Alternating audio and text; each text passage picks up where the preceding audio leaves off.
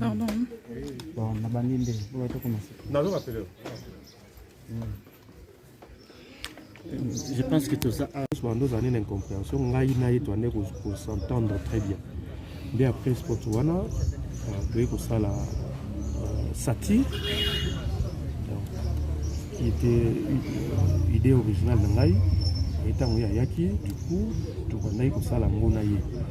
C'était vraiment, c'est là que j'avais découvert vraiment dimension moko, il y a talent, il y a Zaki Nango, donc c'était vraiment une valeur.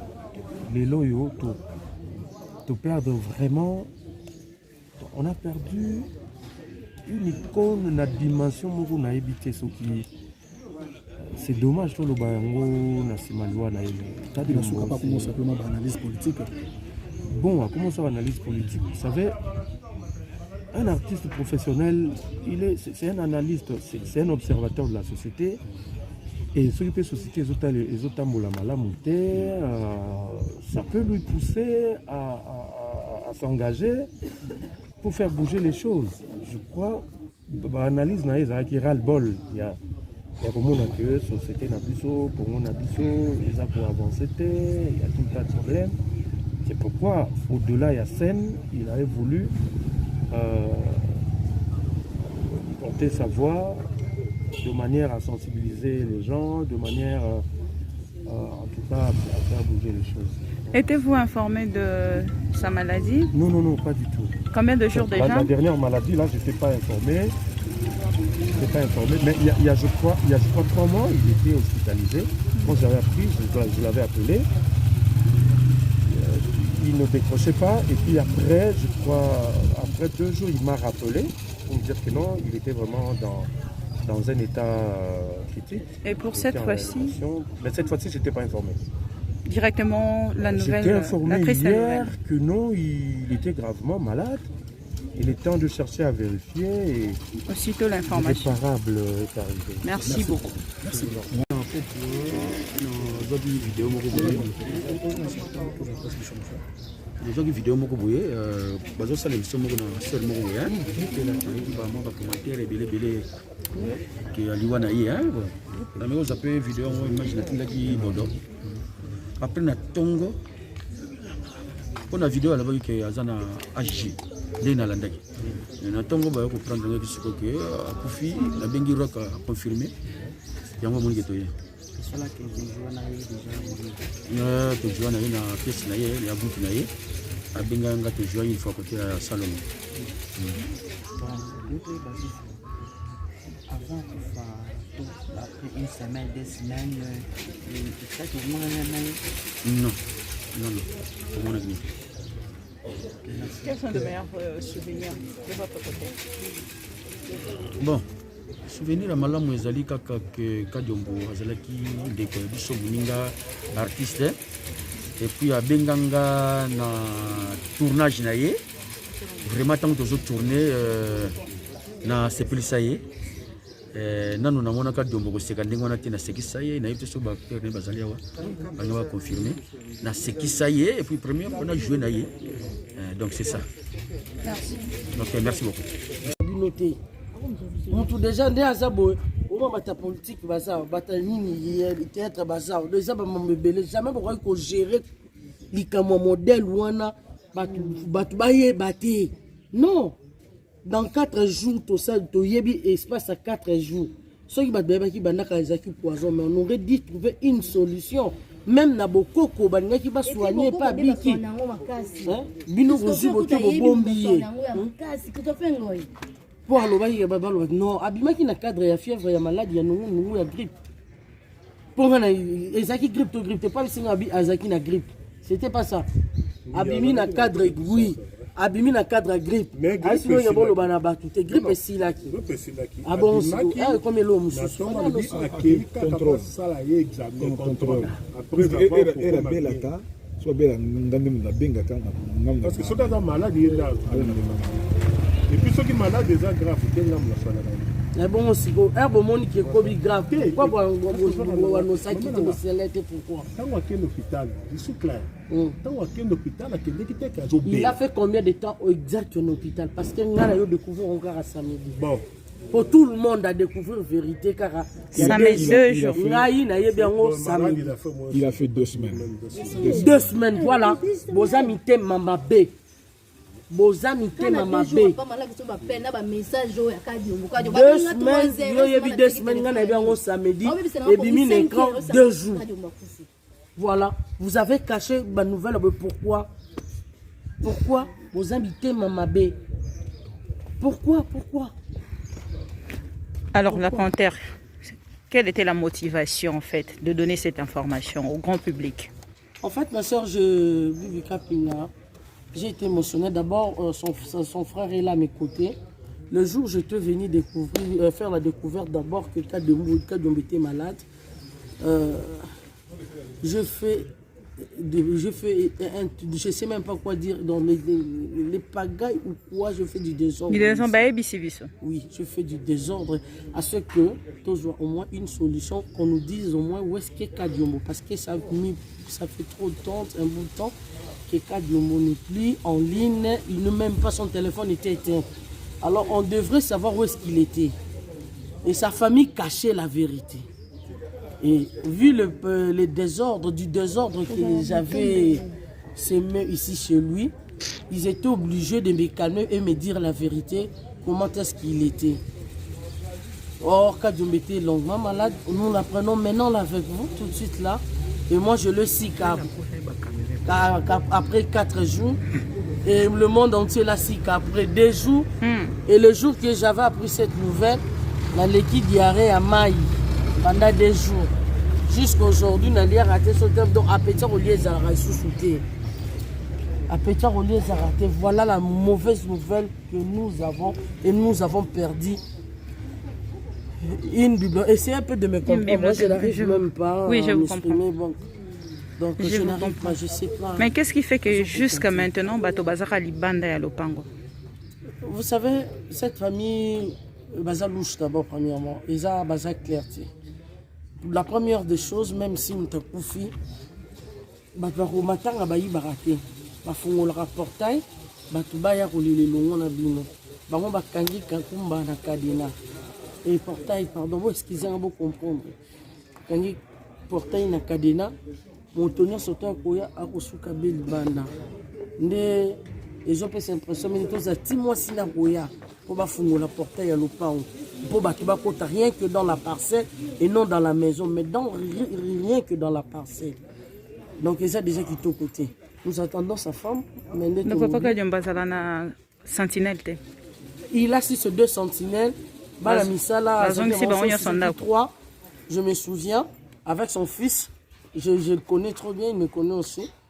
Il a misala ebele parce que quartier apparemment il a difficulté à maï. Ba misala donc il goto kele ba maï. Azana soboko ti bomona suteur memo ko ezawana bakina bato ki batondi sineti langa bo batondi sa bon basala misala. Alors jusque là tozana en Libanda. Oui, ndenge na koyebisa bato nyonso. Bato nyonso besoin information. Premièrement, moi je vais vous remercier parce que grâce na yo nde koebele o nyonso bazana poto. Grâce na yo et na courage na yo nde bato ebele o bazana poto to pe bato nyonso balandaka biso bazwi information ya bon, je dois le dire comme ça. Cette femme, on doit l'encourager parce que grâce ya courage na ye nde biso nyonso tozwi information na internet. Pour préciser que papa Kadiombo était malade, gravement malade, et c'était vraiment une maladie. Au babombela ki bato nyonso to ebite maladie mutu boroki ko bomba mais bokono ya moto ko mema un hôpital boroki quand même ko bomba. Voilà pourquoi jusque là ça murmure, il se murmure jusque là. Donc merci beaucoup à vous et je ne peux pas vous faire beaucoup parler, on va se retrouver tout à l'heure. Merci monsieur. Donc jusque là tozana na libanda tinakati ya lopango te tozozela madame ya papa Kadiombo esengeli aya pour que afongolela biso portail pour que tokota. Voilà, c'est ça l'information.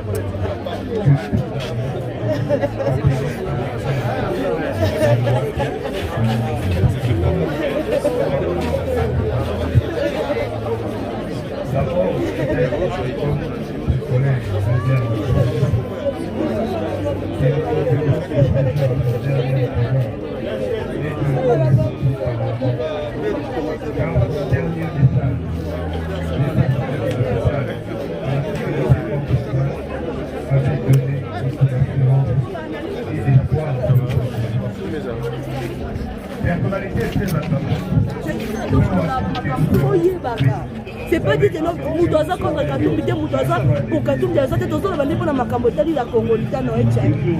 Si vous avez dit que Moudou Boy, vous continuez de babani, vous menacez, vous continuez de babani, vous acheminer Moudou à niveau.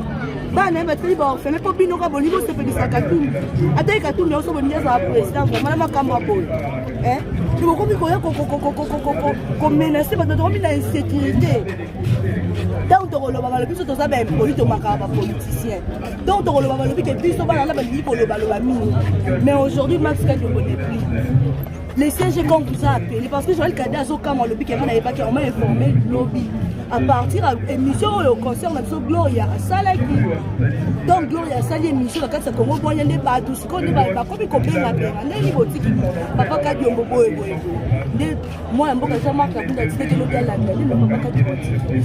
C'est normal nous sommes en sécurité. Comment vous dites qu'un parti politique vous ne connaissez pas le nombre de vos communicateurs. Vous connaissez ça réunion pour voir ma communicateur ne fait pas ça autant. Mais l'autre là pendant 18 ans il va nombre de communicateurs maintenant. On dit qu'on finit ça va après ça, on dit qu'on finit c'est pas bien. Moi ce que je me sais qu'il y a un seul politique va récompenser lobby à côté de la cabinet, dans le directeur à cabinet tout azanani non. Azaki on a pas até à biso to go beta dans la vie on est revenu maître d'école pour sortir analyse il faut retirer moi le comment on la carte. Yango ba biso dans le côté ko ça ba analyse mais ya mutu ko tika ba et comme ko bangisa là ba côté là qui est normalement de tout qui est professionnel toyoka qui ba côté là qui est nanda deux fois kanya ba côté ba sur deuxième fois ba côté qui ba petit ko beto ba petit kende ça vraiment nanzoto ba papa ba age poussani na choc wana komona komani papa Marx akomaki ezosala mpasi oti kokondane famille balobaki te mpona nini eza pe eza mo choc mais on va dénoncer comment on dit qu'il y a le quoi lipa na nguba te o dénoncer nini oyaka mbamo bakote yanga na ndako boyeboye non aza intellectuel eyebi ndenge baavocat na ye bazalaki wana bayebi ndenge bange banda kosala bange bange baporte baplainte papa nyonso ezali akoyaka te mbamo cangacanga lokwa mwa mutu moka boye bakoteli abandi bazofilme ndako na ye bayaki bakotelaki nga boye na mosali na intellectuel aza bibliothèque ayebaki bankete ebini bande komene bankete bakanga bato bakotelaki nde mpe nzambe aye kosala nzambe alobi kati ake kopema mais normalement on ne connaît pas, il faut qu'on demande à ses avocats. Ako bazalaki bande komene baenquête wana. On a suspecté personne. Mais tous les minutes, qu'est-ce qui s'est passé au juste? Par éternel, ceux qui a par rapport à confrère, tout ce qui a repris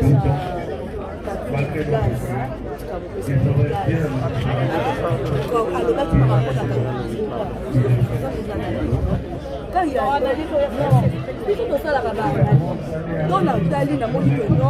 actualité papa Max donc il est bibliothèque à Sali. Tant qu'il est aussi du Katanga, pourquoi ça a Katanga? Il y a une histoire à Katanga. A expliqué plus que non, comme ça. Comment Katumbi a été Kabambis? Sans le vivre des infractions.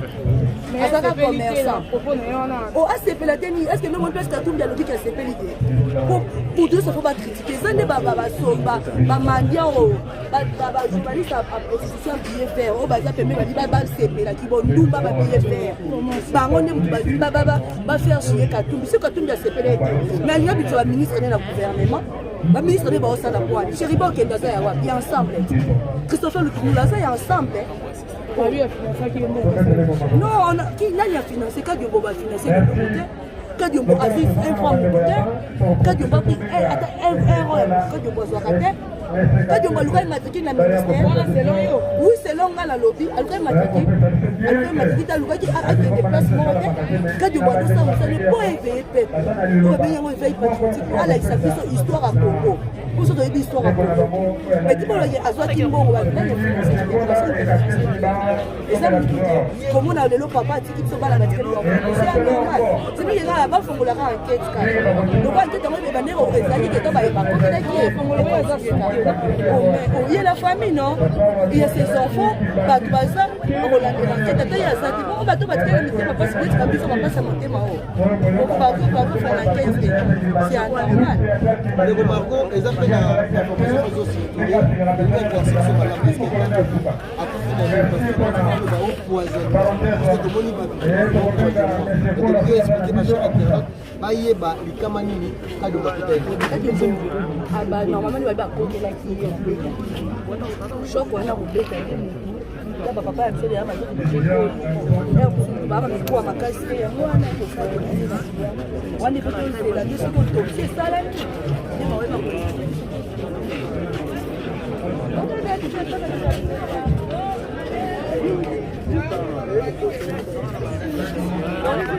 Bonjour.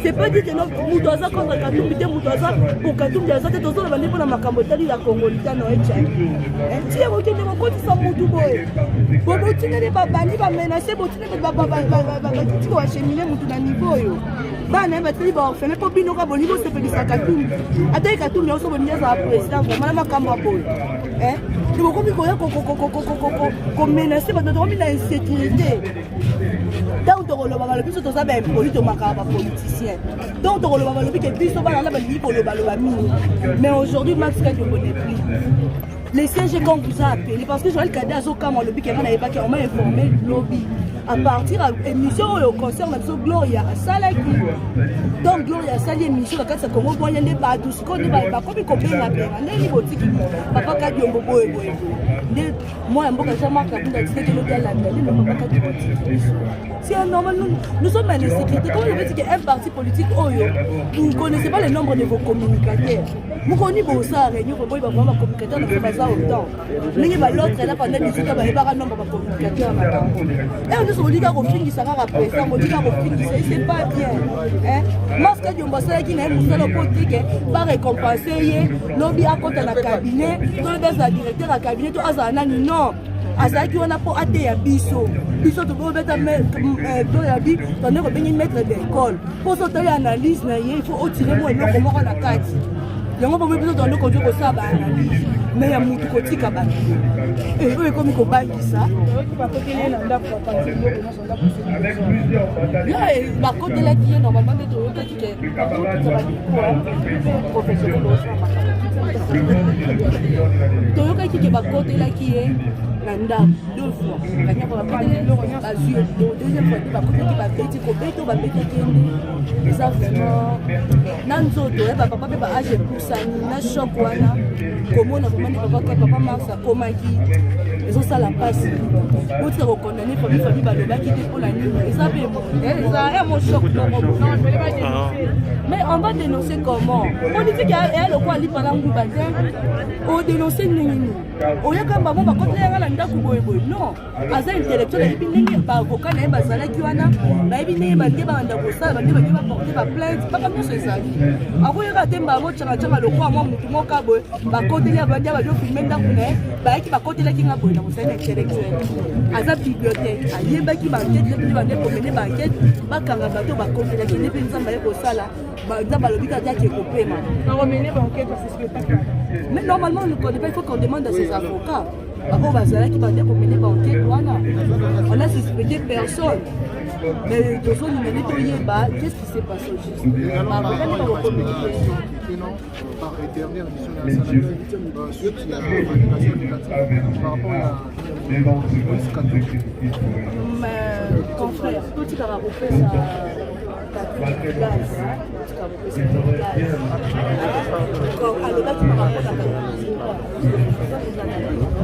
Quand il y a dans la Dali, la mode que non, actualité est ça. Papa Max donc il est bibliothèque à Sali. Tant qu'il est aussi du Katanga, pourquoi ça a Katanga? Il y a une histoire à Katanga. A expliqué plus que non, comme ça. Comment Katumbi a été capable sans le bilan des infractions. Mais ça va commerçant. Oh, ACP la tenue, est-ce que même on peut Katumbi a l'objet ACP l'idée? Pour deux, ça faut pas critiquer. Ça n'est pas Somba, Mandia, journaliste à prostitution billet faire. Oh, bah, ça permet de CP la qui vont nous pas billet faire. Par contre, va faire chier Katumbi. C'est Katumbi a CP l'idée. Mais il y a un ministre de la gouvernement. Le ministre de Baossa la pointe. Chériba qui est dans il y a ensemble. Christopher Lukinulaza est ensemble. Non, qui n'a financé Kadiombo va financer le projet. Kadiombo a fait un franc moteur. Kadiombo a pris un rôle. Kadiombo a fait Kadiombo a matriculé dans le ministère. Oui, c'est long à la lobby. Elle a matriculé. Elle a matriculé dans le lobby qui a des déplacements. Kadiombo a dit ça, vous savez, pour éveiller le peuple. Pour éveiller le patriotique. Pour aller sa histoire à Congo. pour ça de histoire à Congo mais tu vois azwaki mbongo ba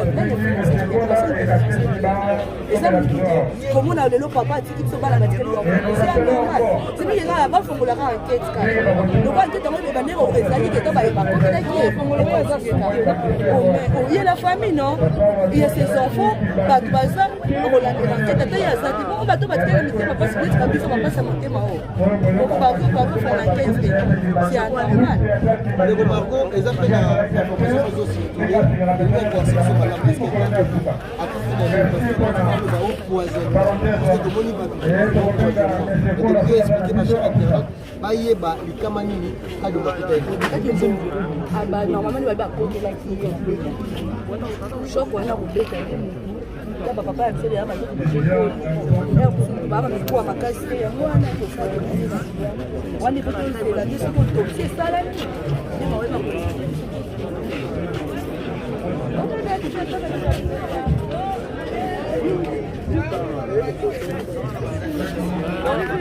Bonjour.